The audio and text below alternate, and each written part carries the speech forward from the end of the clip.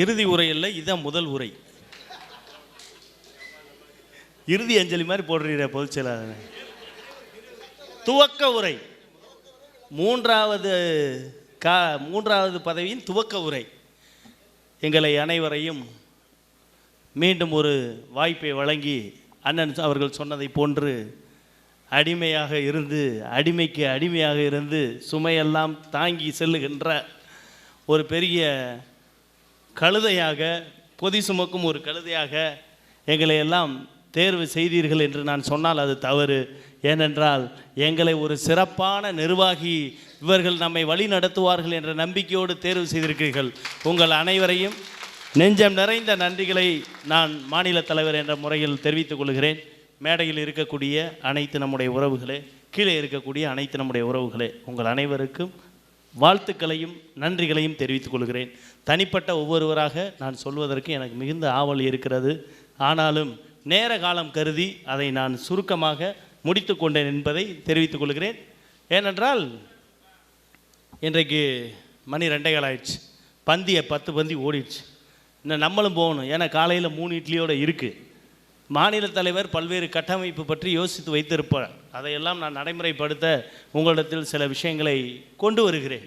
இன்றைய நாளில் மிக சிறப்பாக ஏற்பாடு செய்த தென்காசி மாவட்ட மையத்திற்கு உள்ளபடியே மிகச்சிறந்த பாராட்டுக்களை தெரிவித்துக் கொள்கிறேன். ஏனென்று சொன்னால் ஒரு 15 தினங்களாக தென்காசி மாவட்ட மையத்தில் இடைவிடாத அவர்கள் இதை உழைத்து, நான் ஏற்கனவே வந்தேன், அவர்கள் என்னோடு வந்தார்கள். அதற்கு பிறகு பல்வேறு உழைப்புகளை அவர்கள் ஈர்ந்து ஒரு நிமிடம் கூட ஓய்வில்லாமல் நைட் நான் 11:30 போய் 5 மணிக்கு வந்தேன். ஆனால் அந்த நேரத்திலும் அவர்கள் இங்கு இருந்து அது தொடர்ச்சியாக பணியாற்றினார்கள். ஒரு அமைப்பு என்பது எப்படி இருக்க வேண்டும் என்பதை அவர்கள் வைத்திருக்கின்ற ஃப்ளெக்ஸை போய் பாருங்கள்.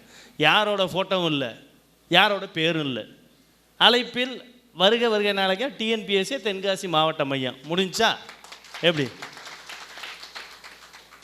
சிலவற்றை நாம் கற்றுக்கொள்ள வேண்டியிருக்கிறது. அன்புக்குரிய உறவுகளே, நீங்கள் எங்களுக்கு மிகப்பெரிய பொறுப்பை கொடுத்திருக்கிறீர்கள். அந்த பொறுப்பு எப்படிப்பட்டது தெரியுமா? தினசரி முள்ளின் மீது அமர்ந்து தீயின் மீது, கங்கின் மீது, மிக அதிகமான கங்கின் மீது நடந்து செல்லும் ஒரு மிகப்பெரிய ஒரு போராட்டமான ஒரு பதவி. நம்முடைய அமைப்பில் நீங்கள் அதிகாரி மத்தியில் பல்வேறு பிரச்சனைகள் நிர்வாகிகளுக்கு இருக்கிறது என்று நினைத்து கொண்டு இருப்பீர்கள். ஆனால் அமைப்பிற்கு உள்ளாக புறையோடி பல்வேறு விஷயங்கள் இருக்கிறது. நான் ஏன் இதை சுட்டிக்காட்டுகிறேன் என்றால், மிக கடினமாக இயக்கத்தை நடத்தி கொண்டிருக்கின்றோம், கடினப்பட்டு நடத்தி கொண்டிருக்கின்றோம். இன்றைக்கு திருவள்ளூர் தொடங்கி கன்னியாகுமரி வரை, நாகப்பட்டினம் தொடங்கி இன்றைக்கு கிருஷ்ணகிரி வரை இந்த அமைப்பில் தங்களை உறுப்பினர்களாக இணைத்து கொண்டு இன்றைக்கு இந்த அமைப்பு நமக்கு எல்லாவற்றையும் செய்யும் என்ற நம்பிக்கையோடு எவ்வளவு ஊராட்சி செயலர்கள் இருக்கிறார்கள், எவ்வளவு கடினப்பட்டு இந்த இயக்கம் கட்டமைக்கப்பட்டிருக்கிறது. ஆனால் நமக்குள்ளும் ஒவ்வொரு ஒன்றியத்திலும் ஜாதி ரீதியாக ஒவ்வொரு குழுக்களாக என்னது இது? என்னுடைய 3ஆம் ஆண்டு காலகட்டத்தில் இயக்கத்தை 2ஆம் ஆண்டு காலகட்டத்தில் முடித்து விட்டோம். 3ஆம் ஆண்டு காலகட்டத்தில் ஜாதி ரீதியாக செயல்படக்கூடிய எவராக இருந்தாலும் அறிக்கை நீங்கள் தூங்குவதற்கு முன்பாக வந்துவிடும். எச்சரிக்கையாக சொல்ல கடமைப்பட்டிருக்கிறோம். நீங்கள் யார் எவ்வளோ பெரிய நிர்வாகியாக இருந்தாலும் பரவாயில்ல, நீ 10-100 பேர்த்த கூட்டு போனாலும் சரி, 1000 பேர்த்த கூட்டு போனாலும் சரி, நீக்கம் வீடு தேடி வரும். அவ்வளோதான், ஒரே வார்த்தை. ஜாதி ரீதியாக ஒன்றியம் செட்டாக இருக்கிறது, பதவி ரீதியாக இருக்கிறது, என்னது இது? எவ்வளோ கஷ்டப்பட்டு இயக்கம் கட்டமைச்சிருக்கோம். எல்லா பேரும் யாருங்க கஷ்டப்படலங்க? இன்றைக்கு நாம் உயரத்தில் இருக்கலாம், மிகப்பெரிய ஒரு உயரத்தில் இருக்கலாம். நம்முடைய அமைப்பு வளர்க்கப்பட்டிருக்கிறது. எப்படி வளர்க்கப்பட்டிருக்கிறது? தனிப்பட்ட ஜான் போஸ்கோ ஓடினாரா? தனிப்பட்ட வேல்முருகன் ஓடினாரா? இங்கு இருக்கக்கூடிய நம்முடைய அமைப்பை நம்பி இருக்கின்ற ஒவ்வொரு ஊராட்சி செயலர்களும் அயராத உழைப்புங்க. ஏன்? ஒரே மையப்புள்ளி, ஒற்றை மையப்புள்ளி, ஒரே மையப்புள்ளி, பஞ்சாயத்து செக்ரட்டரி என்ற இனம் அப்படிங்கிற மையப்புள்ளியில் இணைக்கப்பட்டிருக்கிறோம். ஒவ்வொருவரும் ஒவ்வொரு கலாச்சாரம், ஒவ்வொரு மொழி. ஒரு மாநில தலைவர் என்பதை நீங்கள் சிலர் உங்களில் எளிதாக நினைத்து கொண்டிருக்கிறீர்கள். ஒரு மூலையில் அமர்ந்து கொண்டு நீங்கள் வாட்ஸ்அப்புகளில் வினாவை எழுப்பி கொண்டிருக்கிறீர்கள். அந்த மாநில தலைவர் எங்கு வரை பதில் சொல்லணும் தெரியுமா? 12,525 பேருக்கும் பதில் சொல்ல வேண்டும்.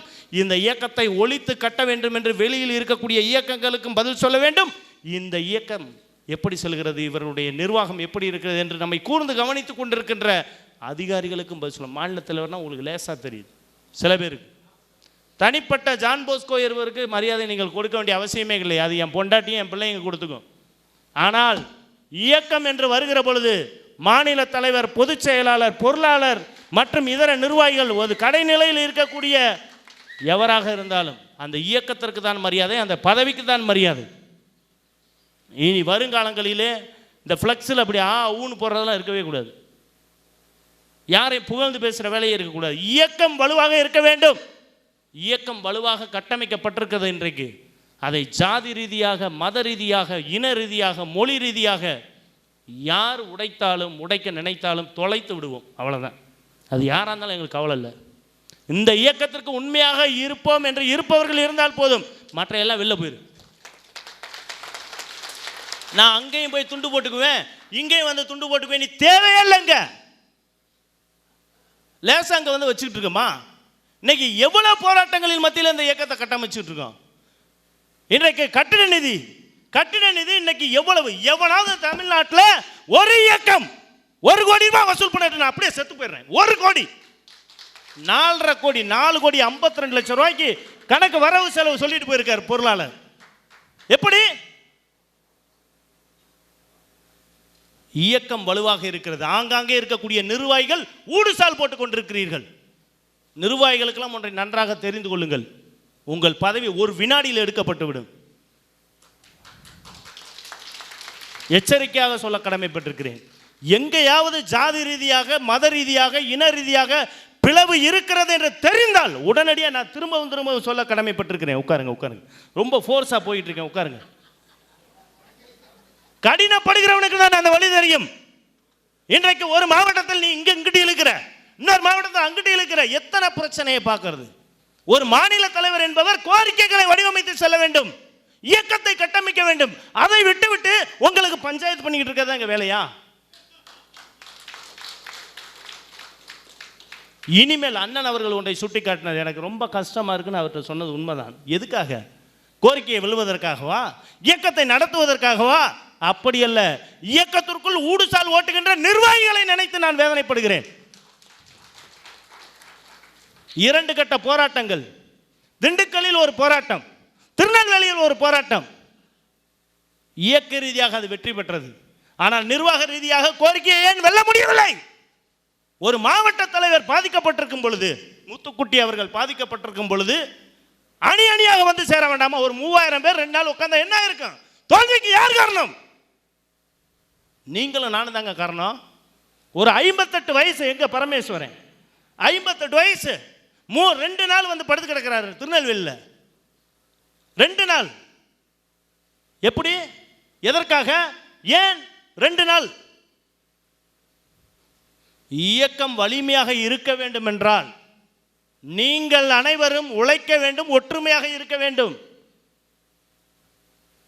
கட்டிட நிதி வசூல் செய்ய எத்தனை மணிக்கு? நான் 11 மணி 12 மணி.